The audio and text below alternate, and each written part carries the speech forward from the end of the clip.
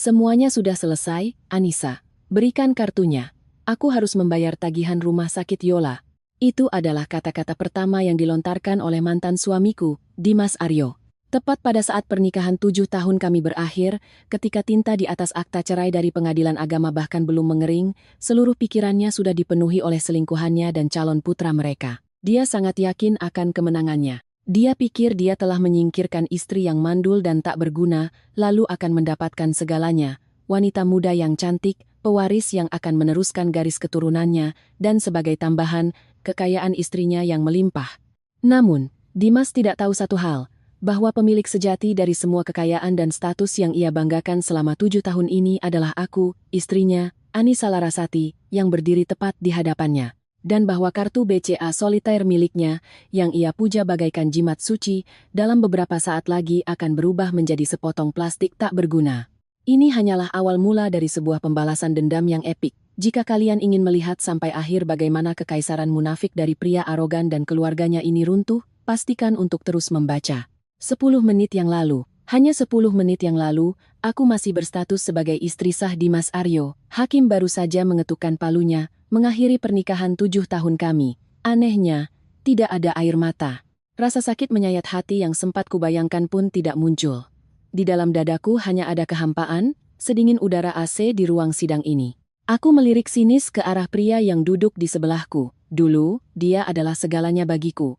Pria yang kucintai dan kepadanya ku persembahkan 7 tahun masa mudaku, mengorbankan seluruh tenaga dan pikiranku. Dia sama sekali tidak menatapku. Pandangannya terpaku pada jam tangan Swiss mewah di pergelangannya, sementara jari-jarinya mengetuk-ngetuk meja dengan tidak sabar. Tampaknya, 7 tahun ini baginya hanyalah formalitas menyebalkan yang ingin segera ia akhiri. Akhirnya, dia menoleh ke arahku.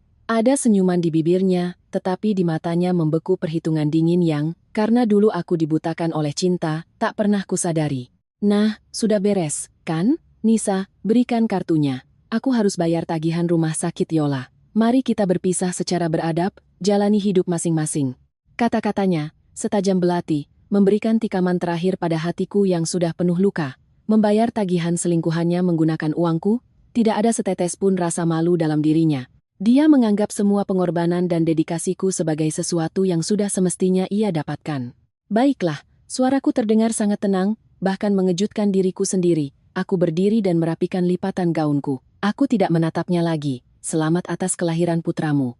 Aku berbalik untuk pergi. Dari belakang, aku mendengar suaranya dengan jelas. Hei, tinggalkan kartunya. Aku tidak menjawab dan berjalan lurus menuju pintu kayu jati besar ruang sidang. 7 tahun yang lalu, di tempat yang mirip dengan ini, dengan wajah berseri-seri penuh kebahagiaan, kami menandatangani buku nikah. 7 tahun kemudian, di tempat ini, aku melangkah keluar sendirian. Rasanya sepi, namun di saat yang sama, aku merasakan kebebasan aneh yang memabukkan. 7 tahun, bukan waktu yang terlalu lama. Namun bagi wanita sepertiku, itu sudah cukup untuk mencurahkan segalanya tanpa sisa kepada satu pria. Bakatku, gairahku, hidupku. Aku Anissa Larasati, lulusan Fakultas Ekonomi dan Bisnis Universitas Indonesia, FEBUI, dengan predikat cum laude dan mengantongi 2 sertifikasi finansial internasional. Aku menolak tawaran karier cemerlang di Bursa Saham Singapura dan kembali ke Jakarta hanya karena satu janji dari Dimas. Nisa, tetaplah di sini. Kita akan membangun kerajaan bisnis kita sendiri bersama, aku mempercayainya. Menggunakan seluruh pengetahuanku dan insting tajamku, aku terjun ke dunia pasar modal dan investasi berisiko. Tetapi aku tak pernah tampil di depan. Aku tetap berada di balik layar, memainkan peran sebagai istri yang bijak dan ahli strategi tak kasat mata. Setiap analisis pasar, setiap keputusan investasi, setiap rencana bisnis lahir dari tanganku. Sedangkan Dimas, dia hanya perlu mengenakan setelan jas Hermenegildo Zegna pesanan khusus yang kubelikan untuknya, menghadiri acara-acara sosialita kaum elit Jakarta, dan membacakan pidato yang kutulis. Dia menjelma menjadi pengusaha muda yang sukses, pria idaman, dan objek kecemburuan semua orang. Dan aku puas dengan peranku. Aku bahagia hanya dengan melihatnya bersinar. Aku menyerahkan kartu kredit BCA solitaire kepadanya, kartu yang terhubung dengan kekayaan raksasa yang kuciptakan dengan tanganku sendiri. Sayang, gunakan ini untuk semua keperluanmu, untuk perusahaan, atau membelikan hadiah untuk orang tuamu, agar tidak ada satupun orang yang berani merendahkan keluarga kita. Dan dia benar-benar menggunakannya. Dia membeli mobil-mobil mewah Eropa, pakaian desainer terkenal, dan memberikan hadiah-hadiah fantastis untuk orang tuanya. Dia memamerkan statusnya di depan teman-temannya. Dan, seperti yang baru terungkap, dengan uang itu jugalah dia menghidupi wanita lain dan membangun keluarga baru di belakangku. Saat aku menuruni tangga pengadilan, terik matahari Jakarta menyilaukanku, seolah-olah semua kelemahan dan rasa sakit yang membebaniku selama beberapa bulan terakhir telah tertinggal di sana, di balik pintu itu. Aku menarik napas dalam-dalam, menghirup udara kota yang panas. Sudah waktunya mengakhiri sandiwara ini. Aku mengambil ponsel cerdas dari dalam tas. Tanpa ragu sedikit pun, dengan gerakan yang sudah terbiasa, aku membuka aplikasi mobile banking, menggeser layarnya dengan cepat. Menu manajemen kartu. Aku menemukan gambar kartu VIP bernuansa emas kehitaman itu. Di bawahnya, sebuah tulisan merah menyala, blokir permanen. Berapa banyak malam tanpa tidur yang kuhabiskan menatap tulisan ini? Dulu aku ragu, menipu diriku sendiri bahwa mungkin perselingkuhan itu hanya fiktif. Tetapi kalimat Dimas yang dilontarkan 10 menit lalu membakar habis sisa-sisa ilusiku. Aku memejamkan mata. Di pelupuk mataku muncul sebuah bayangan. Dimas dan selingkuhannya. Yola, saling menatap penuh cinta. Ibu Dimas. Ibu tari wanita yang selalu memanggilku anakku dengan penuh kasih mengelus perut Yola yang membuncit, berseri-seri bahagia. Mereka adalah keluarga yang sempurna, sedangkan aku hanyalah orang asing, sebuah dompet berjalan. Aku membuka mata. Pandanganku kini sedingin es. Jariku dengan tegas menekan tulisan merah itu. Apakah Anda yakin ingin memblokir kartu ini secara permanen? Semua transaksi akan segera ditolak. Aku tanpa ragu menekan konfirmasi. Terdengar bunyi notifikasi pelan, dan semuanya berakhir. Tali penghubung terakhir, belenggu finansial itu, telah terputus. Mulai detik ini, Dimas Aryo tidak akan bisa menghabiskan sepeser pun dari uangku. Tapi ini belum cukup. Aku menutup aplikasi bank dan membuka aplikasi pemesanan tiket pesawat. Tujuan, London. Penerbangan tercepat. Kelas pertama, first class, satu arah. Dulu aku pernah berjanji pada diriku sendiri, segera setelah bisnis Dimas stabil, kami akan terbang ke London, kota yang kuimpikan, dan menonton teater musikal di West End. Kini, aku akan menepati janji itu pada diriku sendiri. Bukan dengan debar kegembiraan menanti liburan, melainkan dengan tekad seorang manusia yang terbang menyongsong kebebasan. Informasi penerbangan, paspor, semuanya sudah kusiapkan sejak beberapa hari lalu. Tinggal menekan tombol bayar. Awal yang baru, kehidupan yang baru, semuanya telah menungguku di sana. Pada saat yang sama, 20 km dari gedung pengadilan, di ruang VIP sebuah rumah sakit ibu dan anak, RSIA, elit di kawasan Pondok Indah, atmosfer yang sangat berbeda sedang terjadi. Dimas Aryo duduk dengan wajah berbinar penuh kebahagiaan. Fakta bahwa aku tidak mengangkat teleponnya sama sekali tidak mengganggunya. Mungkin dalam benaknya, aku sudah menjadi buku usang yang telah ia tutup rapat-rapat. Saat ini, dia sedang bersiap menyambut babak baru yang jauh lebih cemerlang dalam hidupnya. Di sebelahnya, dengan kepala bersandar di bahu Dimas, duduklah Yola. Tangannya mengelus perutnya yang sudah membesar. Meski tampak kelelahan, Yola tidak bisa menyembunyikan rasa bahagia dan aura kemenangannya. Ibu Dimas, Ibu Tari, juga ada di sana. Dia mondar-mandir di dalam kamar rawat inap, tak bisa duduk tenang karena saking gembiranya, senyum tak pernah lepas dari wajahnya. Sambil memegang ponsel, ia membual dengan suara keras kepada kerabat-kerabatnya di Magelang. Sebentar lagi lahir, kata dokter malam ini. Cucu pertama kita, jagoan, katanya mirip banget sama bapaknya Bak Pinang dibelah dua. Dia menatap bangga ke arah putranya dan calon menantu barunya. Rencananya berjalan sangat mulus. Putranya akan mendapatkan pewaris, dan dari menantu tak berguna yang kaya raya tapi tak bisa memberinya cucu itu, putranya akan segera terbebas. Dan yang terpenting, dia yakin, mengingat kemurahan hatiku dan rasa bersalah yang ia asumsikan kumiliki, setelah perceraian, aku pasti akan memberikan Dimas setidaknya setengah dari harta Gonogini. Itu artinya, keluarga mereka akan meroket masuk ke kalangan elit ibu kota dalam sekejap. Aduh, Mas Dimas, perutku sakit banget. Tiba-tiba Yola mengerang, wajahnya berkerut menahan sakit. Dimas langsung melompat. Kepanikan tergambar di wajahnya. Ada apa? Sudah mulai? Seorang perawat segera bergegas masuk ke kamar. Kontraksinya sudah mulai. Bapak sebagai pendamping, tolong ke bagian pendaftaran di depan untuk mengurus dokumen dan membayar deposit. Ya, tentu saja. Berapapun jumlahnya, sebut saja, jawab Dimas dengan sangat percaya diri. Membayangkan kartu VIP di dalam dompetnya membuatnya merasa seperti seorang raja. Ia menenangkan Yola. Yola sayang, jangan khawatir, berbaringlah. Aku akan urus semuanya. Paket persalinan terbaik, presidential suite, kamu akan dapatkan yang paling mewah.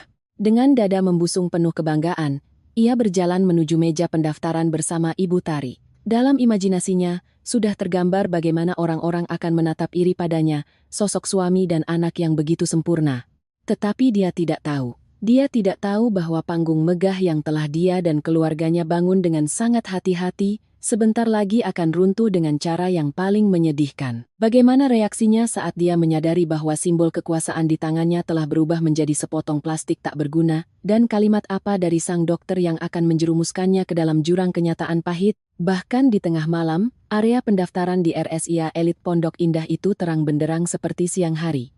Cahaya lampu neon yang dingin menyoroti wajah arogan Dimas Aryo. Dengan gerakan lambat yang dibuat-buat, ia mengeluarkan dompet kulit mahalnya, dompet yang dulu kuhadiahkan padanya saat ulang tahun, dan mencabut kartu BCA Solitaire yang berkilau. Dia tidak langsung menyerahkannya kepada staf rumah sakit. Alih-alih, ia sengaja memutar-mutar kartu itu di tangannya agar ibunya dan beberapa orang di sekitarnya bisa melihatnya dengan jelas. Ini adalah simbol kekuasaan dan kekayaan, segala hal yang ia kejar seumur hidupnya. Dia berdeham pelan dan berbicara dengan nada seorang miliarder yang memegang kendali atas segalanya. Untuk istri saya, berikan paket yang paling bagus. Presidential Suite, perawatan eksklusif. Semua fasilitas kelas 1. Uang bukan masalah. Suaranya terdengar otoriter, seolah-olah ia sedang memberikan sedekah besar. Ibu Tari yang berdiri di sebelahnya tersenyum lebar dan puas. Betapa hebat dan perhatiannya putranya ini. Sebentar lagi, menantu perempuannya yang lama akan didepak pergi dengan sedikit pesangon, sementara putranya akan mendapatkan pewaris dan kekayaan yang melimpah. Masa tuanya pasti akan sangat gemilang. Dengan senyum angkuh, Dimas menyerahkan kartunya kepada resepsionis. Gadis muda itu mengambil kartu tersebut dengan pandangan kagum dan menggeseknya di mesin EDC. Terdengar bunyi bip kering, gadis itu mengerutkan kening dan menggesek kartunya sekali lagi. Bunyi yang sama terdengar, dan di layar monitor muncul peringatan berwarna merah. Mohon maaf, Bapak. Gadis itu mengangkat kepalanya dengan ragu. Pembayarannya tidak berhasil. Decline.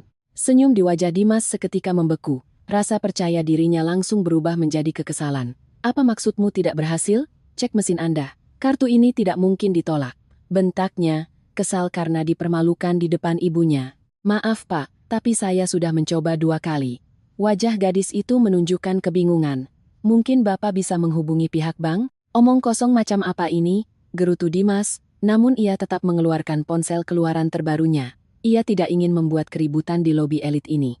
Dia memanggil nomor yang sering ia pamerkan kepada teman-temannya, saluran priority banking. Panggilan tersambung hampir seketika. Selamat malam, layanan BCA prioritas. Dengan Bapak Dimas Aryo, ada yang bisa kami bantu? Terdengar suara operator yang sangat sopan. Segera cek kartu saya. Perintah Dimas dengan nada berkuasa. Saya sedang di rumah sakit, dan kartu saya tidak bisa digunakan. Di ujung telepon, terjadi keheningan sejenak, diikuti suara ketikan keyboard. Saat operator kembali berbicara, nada sopannya telah hilang, suaranya berubah menjadi dingin dan sangat formal. Bapak Dimas Aryo, berdasarkan hasil pengecekan, kartu Anda telah diblokir secara permanen atas permintaan pemilik rekening utama, Ibu Anissa Larasati, pada pukul 11.25 pagi ini. Kata-kata itu terdengar seperti petir di siang bolong. Dimas mematung. Diblokir permanen, Anissa? Atas dasar apa? Dia tidak mempercayai telinganya sendiri. Tolong ulangi, apa maksudnya diblokir? Benar, Bapak Dimas. Kartu tersebut telah ditarik sepenuhnya dari peredaran dan tidak dapat diterbitkan kembali. Dimas dengan panik menutup telepon dan dengan tangan gemetar memutar nomorku. Nomor yang Anda tuju sedang berada di luar jangkauan. Suara mesin penjawab terdengar seolah mengejeknya. Dia menelepon lagi dan lagi, tetapi hasilnya sama. Panik. Kepanikan yang nyata. Melihat wajah putranya pucat pasi, Ibu Tari bertanya dengan cemas, "Ada apa, Dimas? Apa kata Bang?" Dia tidak mengangkat teleponnya. Kartunya diblokir selamanya, ucap Dimas terbata-bata, suaranya tercekat. Ibu Tari, lupa pada orang-orang di sekitarnya, memekik. "Apa? Diblokir? Kenapa? Apa kamu bikin ulah lagi? Atau jangan-jangan perempuan kurang ajar itu tahu soal Yola dan sengaja balas dendam?" "Aku tidak tahu," raung Dimas. Kepanikannya berubah menjadi amarah. "Tadi pagi di pengadilan semuanya baik-baik saja. Dia bahkan memberiku selamat. Bagaimana bisa dia melakukan ini?" Ibu Tari mulai menyanyikan lagu lamanya. "Ibu sudah bilang, dengan perempuan kaya yang sombong, kamu harus selalu waspada. Lihat kan, belum juga resmi cerainya kering, dia sudah menunjukkan wajah aslinya. Terus sekarang bagaimana? Bayar pakai apa? Apa cucu ibu harus lahir di jalanan? Pertengkaran mereka mulai menarik perhatian. Resepsionis memandang mereka dengan canggung. Mohon maaf, jika kartu ini tidak bisa digunakan, apakah Bapak ingin membayar menggunakan kartu lain atau secara tunai? Pasien harus segera dirawat. Wajah Dimas, yang merasa tersudut, berubah menjadi merah padam karena malu dan marah. Dia menoleh ke arah ibunya dan berbisik, "Bu, ibu bawa uang?" Mata ibu Tari melotot. "Uang ibu? Bagaimana bisa ibu bayar klinik semahal ini pakai uang ibu? Kamu pikir ini pasar tradisional? Di tabungan pensiun ibu cuma ada beberapa puluh juta." Pada akhirnya, setelah perdebatan yang panjang dan memalukan, Ibu Tari, dengan gigi tergemeretak, mencairkan sisa depositonya dan membayar sebagian uang muka. Presidential suite dan perawatan eksklusif harus dilupakan. Mereka terpaksa menerima kamar bangsal yang diisi oleh beberapa pasien sekaligus. Ini adalah pukulan pertama bukan secara fisik, tetapi menghancurkan harga diri mereka hingga ke akar-akarnya. Pada jam yang sama, ribuan kilometer dari kekacauan dan rasa malu mereka, aku sedang duduk di kursi first class pesawat Airbus A380. Ruang kabin yang tenang, kursi kulit nyaman yang bisa direbahkan menjadi tempat tidur. Pramugari baru saja menyajikan segelas champagne mewah. Gelembung-gelembung kecil naik dari dasar gelas, berkilau dalam cahaya temaram kabin. Aku memutar pelan gelas itu, menatap keluar jendela. Di bawahku, awan putih terhampar tanpa batas seperti lautan kapas, menyembunyikan kota yang bising dan kenangan menyakitkan yang baru saja kutinggalkan. Alih-alih merasa gembira karena dendam, aku justru merasakan ketenangan yang mendalam, menyerupai ketenangan permukaan danau di musim kemarau. Memblokir kartu itu hanyalah langkah awal, sebuah prosedur wajib untuk memutus rantai terakhir. Hal itu tidak memberiku kebahagiaan, melainkan kejernihan pikiran yang sedingin es. Aku bukan lagi Anissa yang kemarin. Aku memejamkan mata. Kenangan 7 tahun terakhir berkelebat di benakku seperti film gerak lambat. Tahun pertama pernikahan. Saat makan malam keluarga, ibu mertuaku dengan sengaja memuji-muji Yola tepat di hadapanku. "Yola kita ini manis sekali ya. Memang sih pendidikannya tidak tinggi. Tapi lihat cara dia menghormati orang tua, sopan santunnya luar biasa. Setiap kata yang keluar dari mulutnya semanis madu." Kemudian, dia melirikku dan menambahkan sambil mendengus sinis, "Tidak seperti anak zaman sekarang, yang cuma tahu buku dan kerja, tapi ngomong 2 patah kata saja kaku." Dimas saat itu hanya tersenyum canggung dan dadaku terasa tertusuk. Namun, aku mengabaikannya dan menganggap itu hanya karena mertuaku adalah orang yang ceplas-ceplos. Aku juga ingat malam di mana aku tidak tidur selama 3 hari berturut-turut demi menyusun laporan analisis proyek properti raksasa. Berkat laporan itulah, perusahaan konstruksi yang didirikan dengan modal uangku tapi didaftarkan atas nama Dimas, berhasil memenangkan tender senilai ratusan miliar rupiah. Pada malam perayaan kesuksesan, Dimas berdiri di depan para mitra bisnis dan dengan bangga menyatakan, kesuksesan ini adalah hasil dari malam-malam tanpa tidur dan penelitian tanpa henti yang saya lakukan. Aku duduk di ruangan yang sama, tetapi dia tidak pernah sekalipun menyebut namaku. Aku hanya tersenyum dan memberinya selamat. Saat itu, rasanya sangat pahit. Tetapi aku menghibur diriku sendiri dengan berpikir bahwa kesuksesannya adalah kesuksesanku juga. Lalu 3 bulan yang lalu, hari nahas itu tiba, hari di mana semua kecurigaanku berubah menjadi kepastian. Dimas bilang dia sedang perjalanan dinas ke Bali, tetapi mutasi kartu kredit yang masuk ke emailku menunjukkan adanya transaksi besar di sebuah toko perhiasan mewah di Plaza Indonesia, Jakarta. Aku meneleponnya, berpura-pura menanyakan kabar. Dengan suara ceria, dia menjawab bahwa dia sedang meeting di Bali dan sinyalnya agak buruk. Kebohongan yang begitu terang-terangan itu akhirnya membangunkanku dari tidur panjang. Aku menyewa detektif swasta, dan kebenarannya ternyata jauh lebih kejam daripada yang bisa kubayangkan. Yola, rumah sakit, dan perutnya yang membesar. Aku ternyata bukan ratu di istanaku sendiri. Aku hanyalah boneka dalam pertunjukan teater mereka. Aku membuka mata dan menyesap champagne itu. Ada rasa pahit yang tertinggal di lidah. Pemblokiran kartu hanyalah prolog. Sekarang, pertunjukanku yang sesungguhnya baru akan dimulai. Dimas Aryo dan seluruh keluargamu. Kalian sudah sangat terbiasa dengan kehidupan yang dibangun di atas uangku, dengan kemewahan palsu ini. Sekarang, aku akan perlahan-lahan mengambil kembali semuanya. Aku akan memaksa kalian menghadapi wajah asli kalian sendiri saat tak punya uang dan status. Dan aku sangat penasaran ingin melihat apa yang akan tersisa dari keluarga terhormat kalian ini ketika kalian tak lagi memiliki apa-apa. Dengungan mesin pesawat terdengar seperti lagu pengantar tidur. Untuk pertama kalinya selama berbulan-bulan, aku merasakan kedamaian yang sesungguhnya. Penerbangan ini tidak sekadar membawaku ke negara baru. Penerbangan ini mengembalikanku kepada diriku sendiri, kepada Anissa Larasati yang sejati. Kembali ke atmosfer rumah sakit yang sumpek. Ibu Tari, setelah bersusah payah membayar deposit dari uang tabungannya sendiri, ambruk di kursi ruang tunggu koridor. Wajahnya pucat pasi. Gairah dan antusiasmenya yang tadi meluap-luap telah hilang tak berbekas. Digantikan oleh kemarahan dan kecemasan tingkat tinggi. Dia tak henti-hentinya mengutukku. Ular tidak tahu diuntung. 7 tahun aku rawat dan hargai, begitu ada kesempatan langsung berkhianat. Dimas, yang bersandar di dinding sudut lorong, masih tampak kebingungan. Dia sama sekali tidak mengerti mengapa Anissa bisa bertindak sekejam dan setegas itu. Bukankah selama ini Anissa selalu lembut dan pemaaf? Apakah Anissa tahu semuanya? Pikiran itu membuat tulang punggung Dimas merinding, tetapi ia segera menepisnya. Tidak mungkin. Aku menyembunyikan semuanya dengan sempurna. Ini pasti cuma cemburu buta sesaat. Dia kembali meraih ponselnya dan mengetik pesan dengan membabi buta kepadaku. Nisa, kamu di mana? Apa yang kamu lakukan? Kamu sadar nggak apa yang sudah kamu perbuat? Telepon aku sekarang juga. Tetapi balasannya hanyalah keheningan. Setiap pesannya seperti dilempar ke dalam lubang hitam. Fondasi dunia mewahnya yang selama ini ia anggap sebagai sesuatu yang absolut, mulai retak.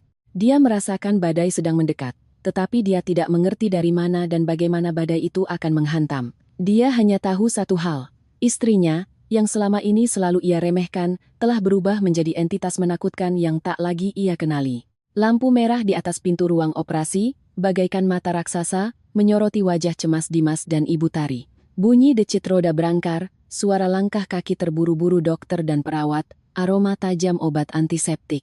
Semuanya menciptakan suasana yang menekan dada. Dimas menandatangani surat persetujuan operasi dengan tangan gemetar. Tulisan tangannya yang biasanya tegas dan percaya diri kini berantakan.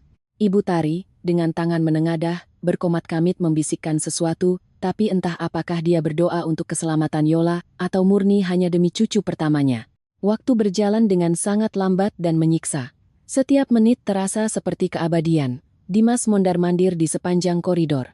Kecemasannya tentang masa depan anak itu bercampur aduk dengan pikirannya tentangku. Di mana perempuan itu? Kenapa dia begitu kejam? Apakah dia benar-benar sudah tahu? Tidak, tidak mungkin. Dia mencoba menenangkan dirinya sendiri. Skenarioku sempurna. Ini cuma masalah cemburu perempuan. Begitu semua ini selesai, aku akan mencarinya dan membuat perhitungan. Ya, begitu anakku lahir, aku akan memegang kartu as utama. Aku bisa menuntut pembagian harta Gonogini, bahkan menggunakan anak ini sebagai leverage emosional, dan dia pasti akan kembali merangkak padaku. Pikiran itu sejenak mengembalikan rasa percaya dirinya. Dia duduk di sebelah ibunya dan menepuk tangannya. Bu, jangan khawatir, semuanya akan baik-baik saja. Anakku akan lahir dengan sehat. Lebih dari 1 jam kemudian, pintu ruang operasi terbuka. Keluar seorang dokter dengan wajah ramah namun kelelahan. Operasi berjalan lancar, ibu dan bayinya selamat. Dimas dan Ibu Tari menghela napas lega dan segera menghampirinya. Laki-laki, dok? Tanya Ibu Tari dengan suara penuh harap. Iya, laki-laki sehat, beratnya 3 kilogram, angguk dokter itu, namun entah mengapa senyumnya terlihat sedikit canggung. Kalian boleh masuk sebentar untuk menjenguk. Mereka bergegas memakai jubah medis dan masker, lalu masuk ke ruang pemulihan. Yola terbaring di ranjang dengan wajah pucat, tetapi melihat Dimas, matanya langsung berbinar. Mas Dimas, bayi kita. Ya ampun, tadi sakit banget. Dimas memegang tangan Yola. Untuk pertama kalinya, ia diliputi oleh perasaan kebapakan yang kuat. Seorang perawat mendekat membawa bayi yang dibedong dengan kain biru. Selamat Pak, Bu. Ibu Tari buru-buru mengambil alih bayi itu dari perawat. Ya Allah, cucuku. Ganteng banget. Dimas, coba lihat, hidungnya jiplakan kamu banget, bibirnya juga. Dia nyaris tidak bisa menahan kegembiraannya. Dimas ikut mengintip wajah putranya. Dadanya membusung penuh kebanggaan. Anak ini, putranya, penerus marganya, bukti kejantanannya. Sekarang dia memiliki segalanya. Mantan istri kaya yang akan segera ia singkirkan, selingkuhan cantik yang penurut, dan kini putra yang dinanti-nanti. Apa yang bisa lebih membahagiakan dari ini? Tetapi kegembiraan itu tidak bertahan lama. Saat mereka sedang mabuk dalam euforia kebahagiaan, dokter yang sama kembali masuk ke kamar, diikuti oleh beberapa perawat. Dokter itu memberi isyarat agar mereka memelankan suara, lalu menatap lurus ke arah Dimas. Di wajahnya, alih-alih senyum perayaan, terpampang ekspresi serius yang aneh. "Bapak Dimas Aryo, saya perlu bicara dengan Anda." Suara bariton dokter yang tenang itu membuat udara di ruangan tiba-tiba terasa berat. Ibu Tari mulai merasakan firasat buruk. "Ada apa, Dok? Ada yang salah dengan cucu saya?" "Tolong tenang dulu, Ibu," kata dokter. Matanya tak lepas dari Dimas. "Pak Dimas, mari ikut saya sebentar keluar." Dimas ragu-ragu, tapi ia mengangguk. Dia menyerahkan bayi itu kembali ke ibunya dan melangkah keluar mengikuti sang dokter. Pintu kamar dibiarkan sedikit terbuka, sehingga Ibu Tari dan Yola bisa mendengar percakapan mereka dari dalam. "Pak Dimas," dokter itu memulai dengan sangat hati-hati. "Kami menemukan beberapa kejanggalan pada hasil tes darah bayi ini." Jantung Dimas merosot ke perutnya. "Kejanggalan? Golongan darah bayi ini adalah O, dan resusnya negatif. Memang ini golongan darah yang cukup langka, tapi itu bukan masalah utamanya. Masalahnya adalah, menurut rekam medis Anda, Pak Dimas memiliki golongan darah A resus positif, dan ibu sang bayi, Yola, juga memiliki golongan darah A resus positif." Dimas tidak mengerti arah pembicaraan ini. "Lalu kenapa? Orang tua dan anak kan sering beda golongan darah," sahutnya dengan nada sok tahu. Dokter itu menggelengkan kepalanya dan menjelaskan dengan tenang. "Tidak sesederhana itu, Pak. Menurut hukum genetika, jika kedua orang tua bergolongan darah A, maka anak mereka secara teori bisa bergolongan darah A atau O. Namun dalam kasus Anda, kedua resus Anda positif, sementara bayinya negatif. Hal ini saja sudah membuat kemungkinan garis ayah sangat kecil. Tapi yang paling menentukan adalah, kami telah melakukan tes genetik, DNA, tambahan untuk memastikan indikasi medis ini, dan hasilnya, baik secara medis maupun genetika, menutup segala kemungkinan." Dokter itu terdiam sejenak, menatap lurus ke arah mata Dimas yang kini membelalak ngeri, lalu menjatuhkan kesimpulan akhir yang terdengar bak vonis hukuman mati. "Berdasarkan hasil uji DNA, Anda, Bapak Dimas Aryo, bukanlah ayah biologis dari bayi ini." Lorong rumah sakit itu seketika tenggelam dalam keheningan yang berdenging. Dimas berdiri kaku, merasa seluruh dunia runtuh di bawah kakinya. Dia mendengar kata-kata dokter itu dengan sangat jelas, tetapi otaknya menolak untuk memprosesnya. "Bukan ayahku? Tidak mungkin." Dia terhuyung mundur dan harus bersandar ke dinding agar tidak jatuh. Di dalam kamar, Ibu Tari yang mendengar segalanya ikut mematung dengan mulut ternganga. Dia mengalihkan pandangannya secara bergantian dari Yola yang terbaring di ranjang, ke bayi yang ada di pelukannya. Pandangannya menggelap. Ibu Tari menjerit histeris dan ambruk ke lantai. Bayi itu nyaris terlepas dari tangannya, namun beruntung perawat yang sigap berdiri di dekatnya berhasil menangkap bayi tersebut. Rumah sakit itu dalam sekejap berubah menjadi rumah sakit jiwa. Teriakan perawat yang memanggil bala bantuan dokter, tangisan panik Yola, dan gumaman gila Dimas. Tidak, ini tidak mungkin terjadi. Semuanya bercampur aduk menjadi hiruk-pikuk yang tragis. Surga yang baru saja mereka raih, dalam sekejap mata berubah menjadi neraka jahanam. Pada saat yang sama ketika neraka ini terjadi di rumah sakit, aku masih melayang di atas awan, menyongsong fajar kehidupan yang baru. Aku tidak tahu bahwa pembalasan dendam itu menimpa mereka jauh lebih cepat daripada yang pernah kubayangkan. Terkadang, balas dendam yang paling kejam adalah kebenaran. Setelah penerbangan selama 14 jam, pesawat akhirnya mendarat di Bandara Heathrow, London. Aku merasakan sebuah vitalitas kehidupan yang baru mengalir ke sekujur tubuhku. Langit di atas London begitu biru dan udaranya sangat segar. Sangat berbeda dengan atmosfer pengap dan mencekik di Jakarta yang baru saja kutinggalkan. Aku berjalan menembus kerumunan sambil menarik koper kecil, namun hatiku terasa sangat ringan. Tidak ada lagi panggilan telepon yang menuntut uang, tidak ada lagi tatapan-tatapan curiga, tidak ada lagi kebohongan yang tiada habisnya. Di sini, aku hanyalah Anissa Larasati, seorang wanita biasa yang sedang memulai lembaran baru dari nol. Di pintu keluar kedatangan, aku melihat sebuah wajah familiar melambaikan tangan dengan antusias. Itu Siska, satu-satunya sahabat terdekatku sejak masa kuliah di UI dulu. 10 tahun yang lalu, Siska pindah ke London dan kini menjadi seorang arsitek sukses. Dia berlari menghampiriku dan memelukku erat-erat. Pelukan yang hangat dan kuat itu seolah melelehkan semua kebekuan yang selama ini harus kutanggung. "Nisa, akhirnya kamu sampai juga." Aku hampir gila saking khawatirnya, suara Siska sedikit bergetar. "Kamu baik-baik saja kan?" "Tentu, aku baik-baik saja." Untuk pertama kalinya dalam waktu yang lama, aku tersenyum tulus. Bahkan, jauh lebih baik dari sebelumnya. Siska menatap wajahku lekat-lekat lalu mengangguk. "Wajahmu memang agak tirus, tapi ada api di matamu. Ayo ke tempatku, aku sudah masak besar untuk merayakan kelahiran kembalimu." Mobil Siska meluncur mulus melintasi jalanan London yang lebar dan bersih. Di luar jendela, pemandangan kota yang klasik dan elegan silih berganti. Apartemennya berada di kawasan hunian elit di pusat kota, dengan jendela-jendela besar di ruang tamu yang menyajikan pemandangan kota yang menakjubkan. Ini persis seperti pemandangan yang selama ini kuimpikan. Gimana? Keren kan? Tanya Siska sambil melipat tangan di dada. Jauh lebih bagus dari bayanganku. Aku menarik napas panjang. Makasih ya, sis, karena kamu selalu ada buat aku. Ah, jangan mulai deh pakai terima kasih segala. Kalau dulu nggak ada kamu, aku pasti gagal di mata kuliah statika bangunan dan nggak bakal lulus kuliah. Kami berdua tertawa lepas.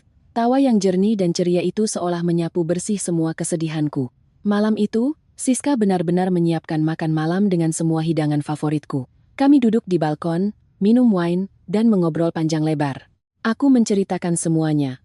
Tentang pemblokiran kartu, perceraian, dan apa yang terjadi di rumah sakit di Jakarta. Aku mengetahui detail rumah sakit itu dari orang-orang suruhanku di sana.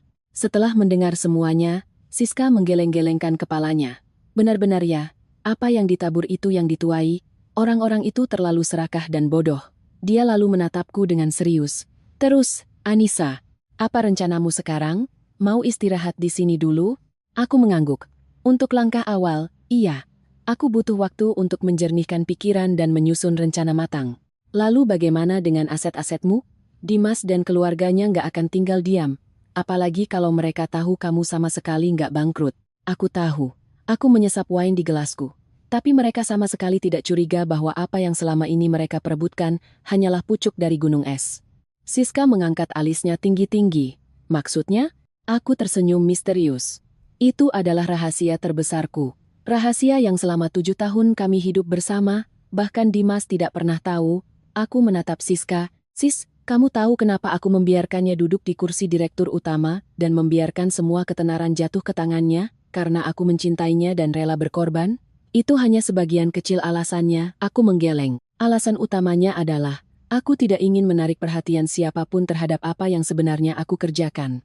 Aku mulai menjelaskan. Sebenarnya, perusahaan konstruksi yang dikelola Dimas itu hanyalah kedok, sebuah pion di atas papan catur raksasaku. Pendapatan utamaku, ratusan miliar rupiah yang kuhasilkan, tidak datang dari tender-tender konstruksi. Itu adalah hasil dari operasiku di pasar finansial internasional yang secara diam-diam aku kelola selama 7 tahun terakhir. Aku punya timku sendiri dan jaringan yang terdiri dari analis keuangan top dunia yang kubangun sejak aku masih kuliah.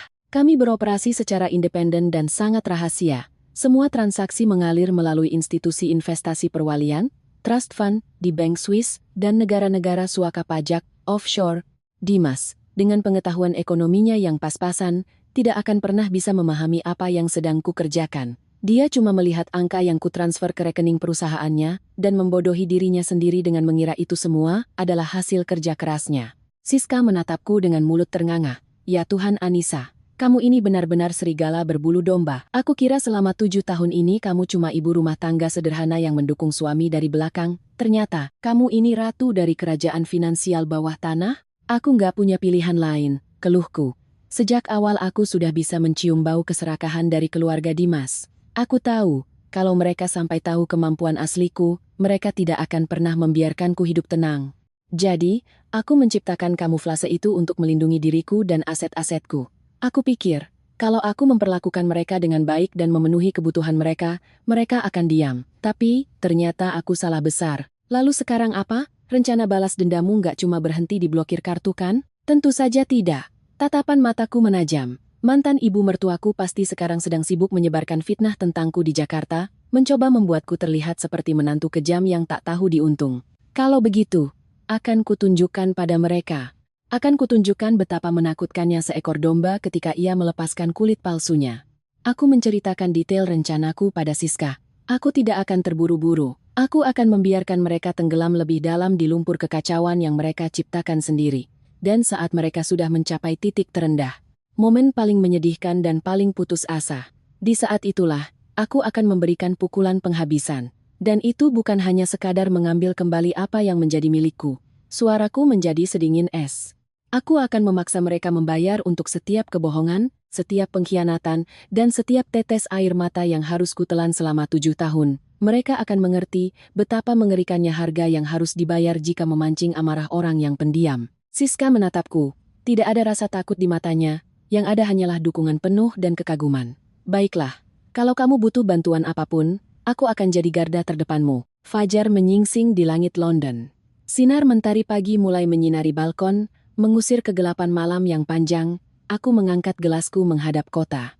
Untuk kelahiran yang baru, bisikku. Di sana, jauh di Indonesia, sebuah keluarga sedang tenggelam dalam kegelapan kebohongan dan keputusasaan. Sedangkan di sini, di hadapanku, fajar baru dan kehidupan yang baru telah terbentang luas. Sementara aku menghirup udara kebebasan di London, di rumah sakit bersalin di Jakarta, neraka yang sesungguhnya sedang berlangsung. Di ruang bangsal umum yang sempit dan pengap, di mana ranjang-ranjang pasien diletakkan berdempetan.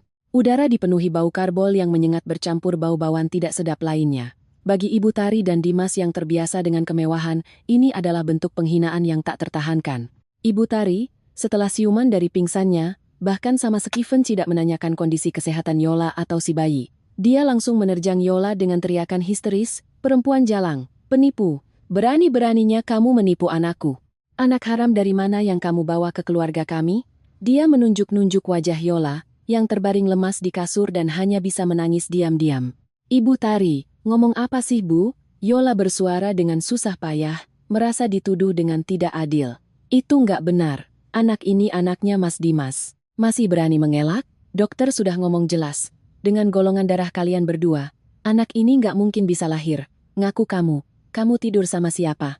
Benih siapa yang kamu bawa-bawa ke sini?" Ibu Tari mencoba menjambak rambut Yola, tetapi para perawat dan pasien lain dengan susah payah menahannya. Dimas berdiri mematung di dekat dinding, seperti arca batu. Syok membuatnya kehilangan kemampuan untuk berpikir waras. Dia tidak bisa membedakan mana realita dan mana mimpi buruk. Dia hanya mendengar makian ibunya, tangisan Yola, dan jeritan bayi. Semua suara itu melebur menjadi sebuah siksaan batin. Betapa bangganya dia dengan putra ini sebelumnya. Dia sudah pamer ke teman-teman kongkonya, membangun rencana masa depan yang megah. Sekarang, semuanya runtuh. Anak yang dia yakini sebagai darah dagingnya, ternyata benih laki-laki lain. Dia telah diselingkuhi di depan mata dunia.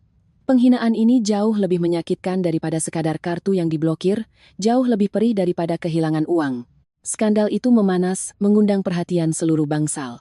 Dokter dan perawat berulang kali masuk dan meminta mereka tenang, tetapi Ibu Tari sudah kehilangan kewarasannya. "Diam kalian. Kalian tahu apa? Keluarga kami ditipu. Perempuan ini penipu kelas kakap." Yola, setelah lelah menangis, perlahan mengumpulkan tenaganya.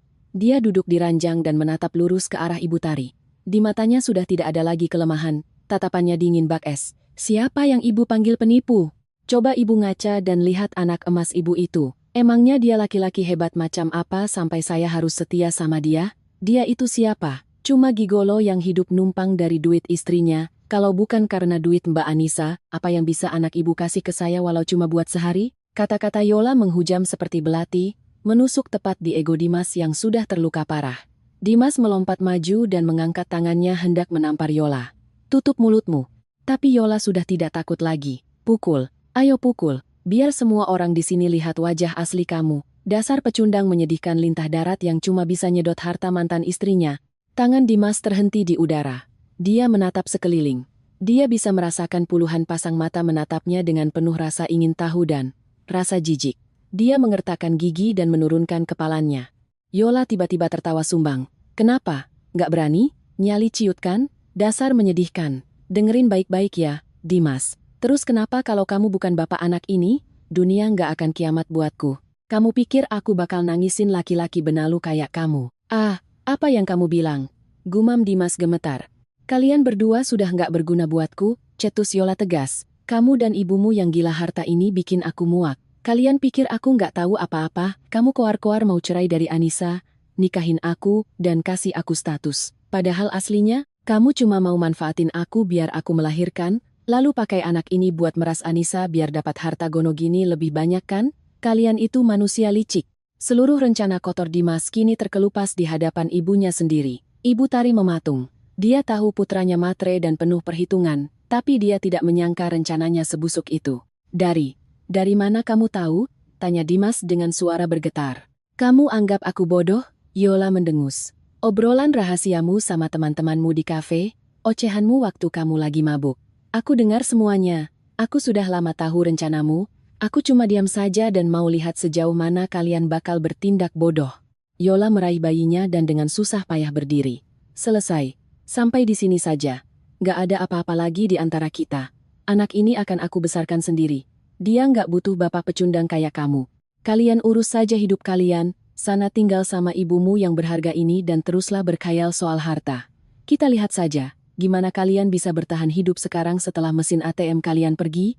Yola melangkah keluar. Pintu kamar tertutup dengan keras. Dimas dan Ibu Tari tertinggal berdiri di bangsal yang berisik itu, terpukul dan linglung. Neraka yang sesungguhnya bukanlah kemiskinan. Neraka adalah momen ketika semua kebohongan terungkap, semua topeng terkoyak, dan wajah aslimu yang paling buruk rupa dipertontonkan. Dimas jatuh berlutut di lantai dan memegangi kepalanya. Dia telah kehilangan segalanya. Istri, kekayaan, anak, dan harga dirinya. Ibu Tari menatap kosong ke arah pintu yang tertutup. Dia bahkan tak punya sisa tenaga untuk marah. Di kepalanya hanya terngiang satu pertanyaan, apa yang akan terjadi sekarang? Dia tidak tahu bahwa ini barulah permulaan, bahwa rahasia yang jauh lebih mengerikan rahasia yang telah ia simpan rapat-rapat selama puluhan tahun sebentar lagi, akan dibongkar oleh wanita yang baru saja ia usir itu. Dan saat rahasia itu meledak, bukan hanya putranya yang akan hancur, tetapi seluruh fondasi keluarganya. Syok beruntun di rumah sakit itu benar-benar mematahkan mental keluarga Dimas. Ibu Tari, setelah beberapa kali jatuh pingsan, terpaksa menelan kenyataan yang kejam. Cucu yang ia idam-idamkan ternyata bukanlah darah dagingnya.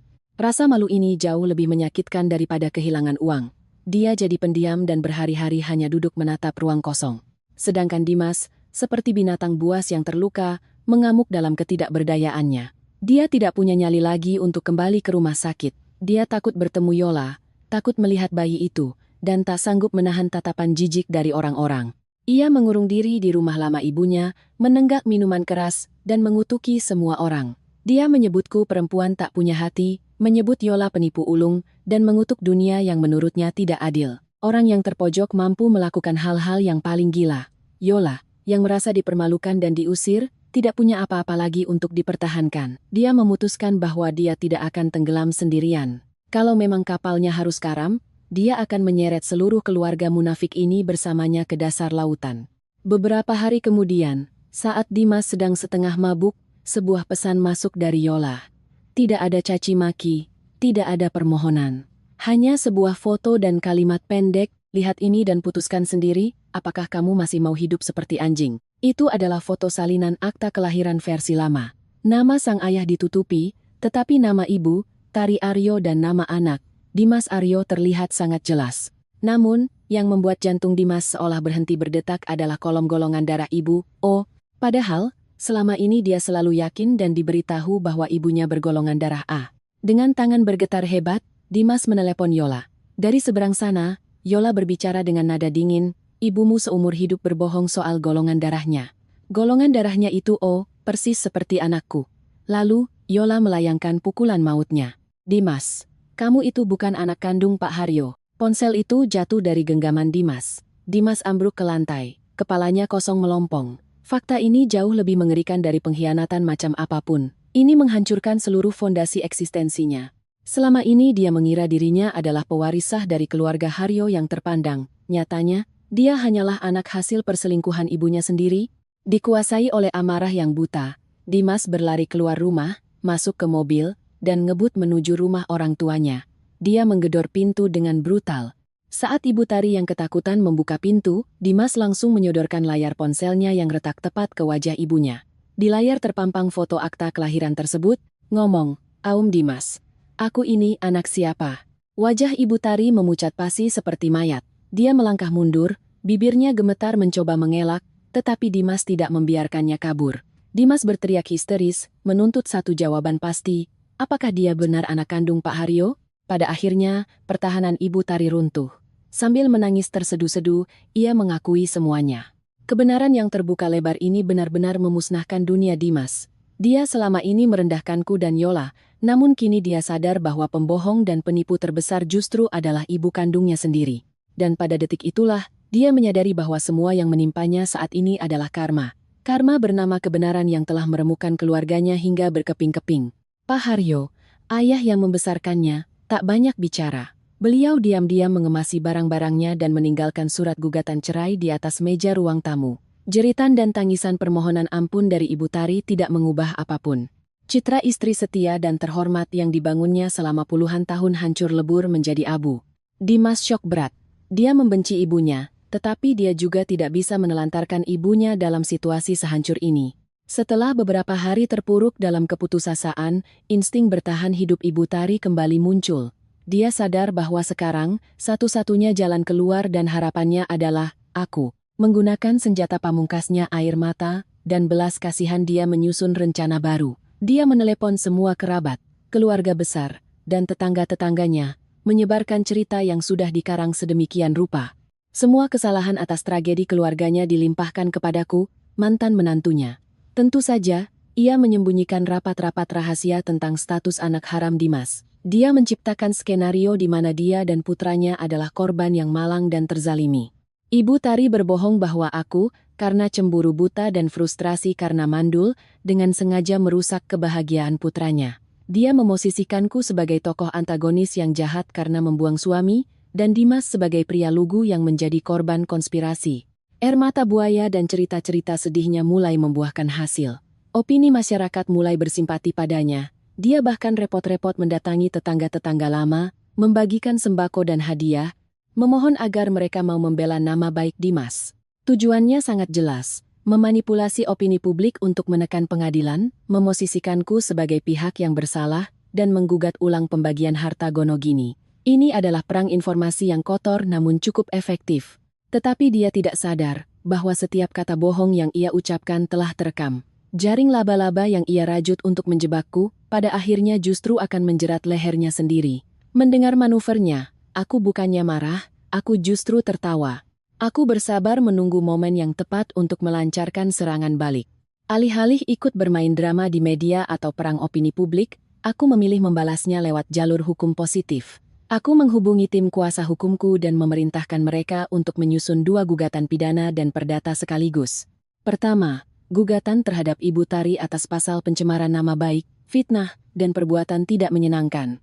Kedua, gugatan terhadap Dimas atas tindak pidana penipuan skala besar dan penggelapan aset, dengan tuntutan ganti rugi mewajibkannya mengembalikan hingga perak terakhir dari total uang 500 miliar yang telah dia habiskan dan nikmati selama 7 tahun kami menikah. Pengacara utamaku sempat terkejut.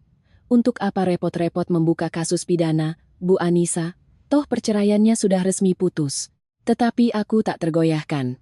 Aku tidak hanya menginginkan kemenangan di pengadilan perdata, aku menginginkan keadilan mutlak. Aku ingin Dimas dijebloskan ke penjara dan menerima hukuman sesuai undang-undang yang berlaku.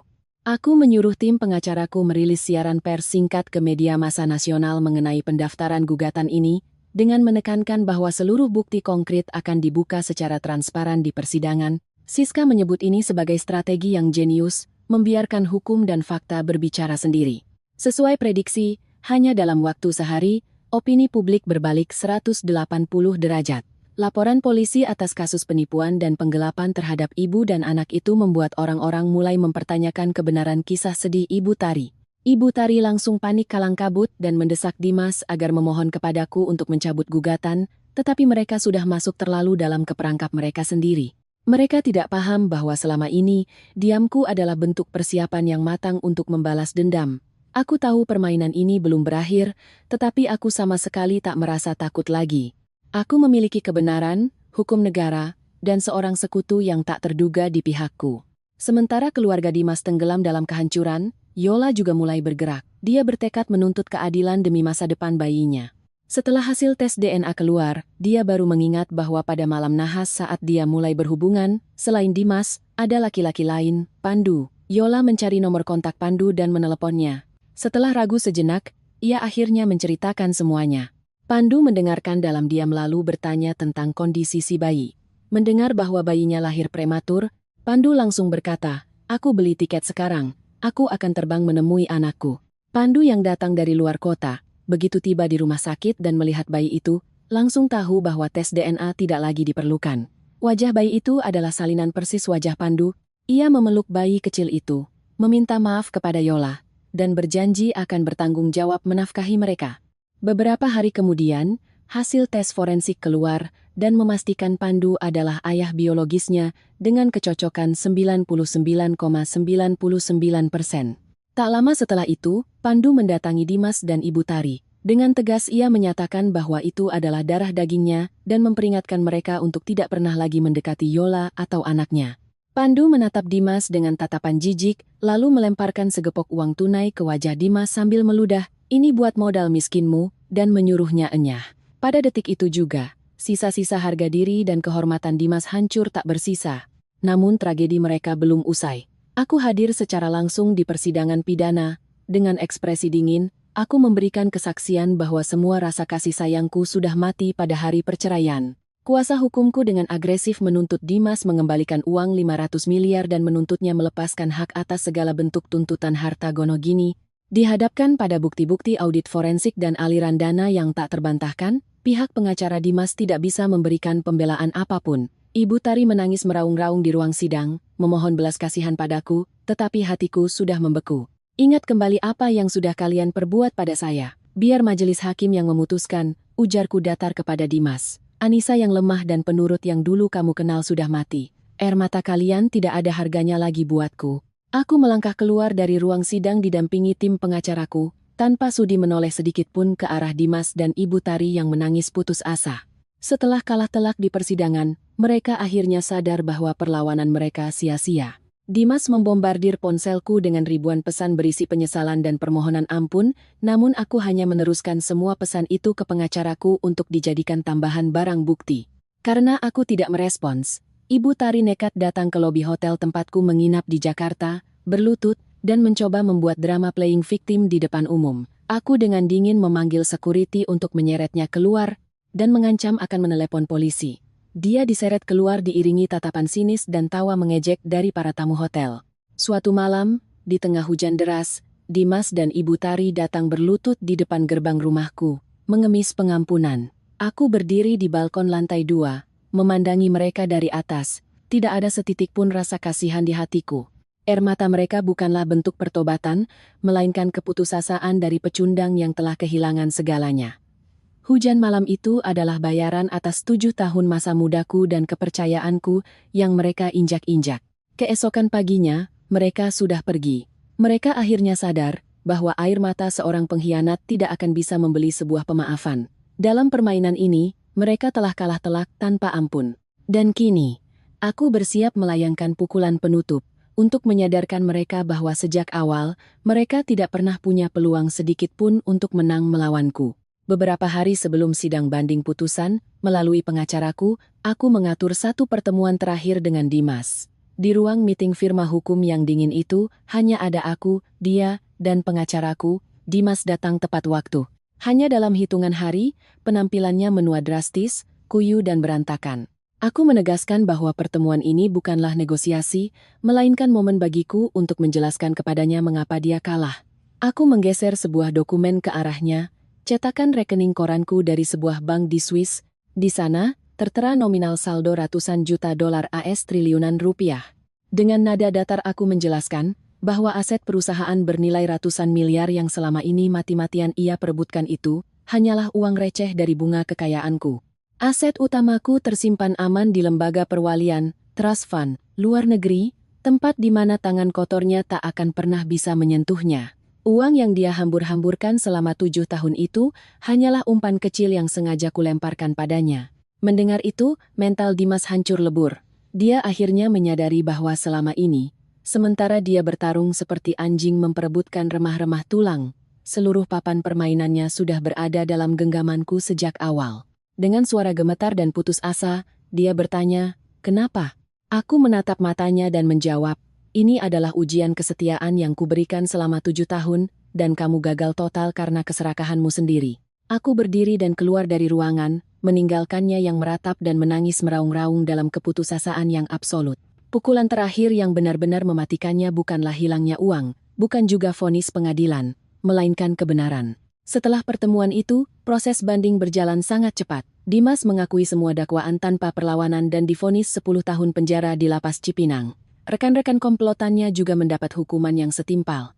Keluarga Dimas hancur tak bersisa dan jatuh miskin. Kemenangan ini hanya memberiku satu perasaan, kedamaian. Kedamaian karena semua utang dan rasa sakit telah dibayar lunas dengan adil.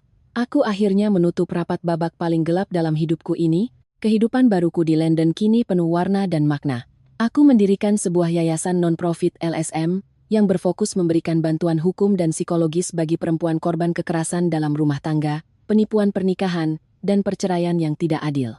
Di dalam diri perempuan-perempuan itu, aku melihat bayanganku di masa lalu. Aku melihat ibuku. Aku membantu mereka bukan karena rasa kasihan, melainkan empati yang mendalam. Berbekal pengalaman pahitku, aku membantu mereka mendeteksi jebakan buaya darat, merebut kembali harga diri mereka, dan menemukan keberanian. Setiap kali aku melihat mereka kembali bangkit, tersenyum, dan menemukan jalan hidup mereka sendiri, aku menyadari bahwa hal itu jauh lebih berharga daripada deal bisnis bernilai triliunan rupiah manapun. Suatu sore, saat aku duduk memandangi matahari terbenam bersama ibuku yang kubawa pindah ke London, aku menyadari satu hal.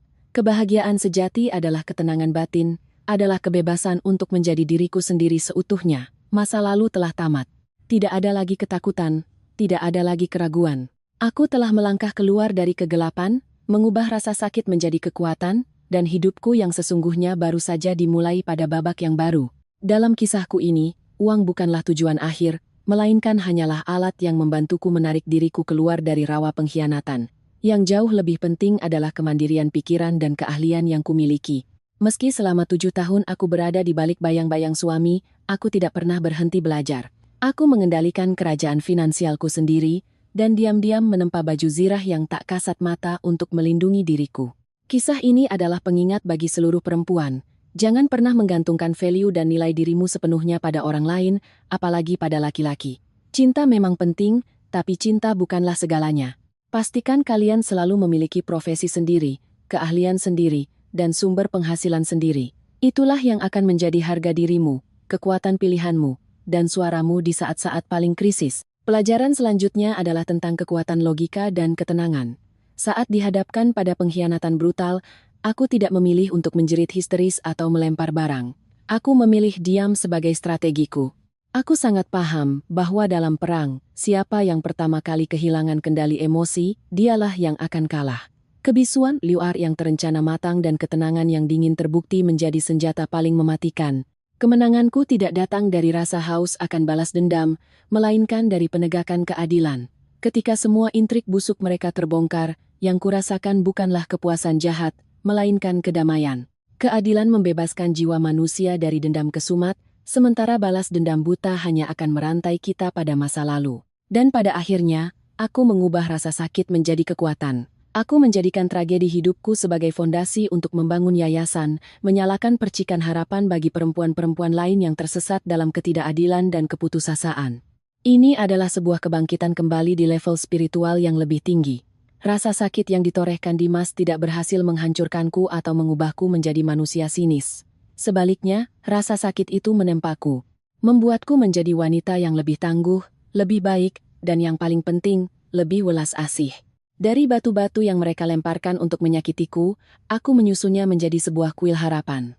Kita semua, dalam perjalanan hidup ini, pasti akan menerima luka baik besar maupun kecil. Kisahku adalah sebuah pesan. Jangan biarkan luka-luka itu mendefinisikan siapa dirimu. Ubahlah luka itu menjadi guru, menjadi medali kehormatan atas ketangguhanmu. Dan jika memungkinkan, gunakanlah pengalaman menyakitkan tersebut untuk membantu orang lain, untuk berbagi empati dan cinta kasih.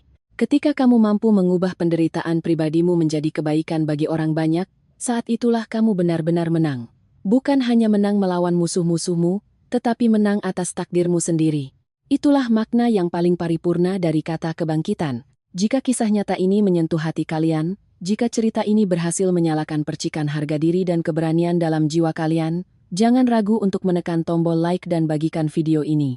Setiap like dari kalian bukan sekadar pujian, melainkan sebuah suara dukungan untuk nilai-nilai kebenaran dan kekuatan perempuan-perempuan hebat di luar sana.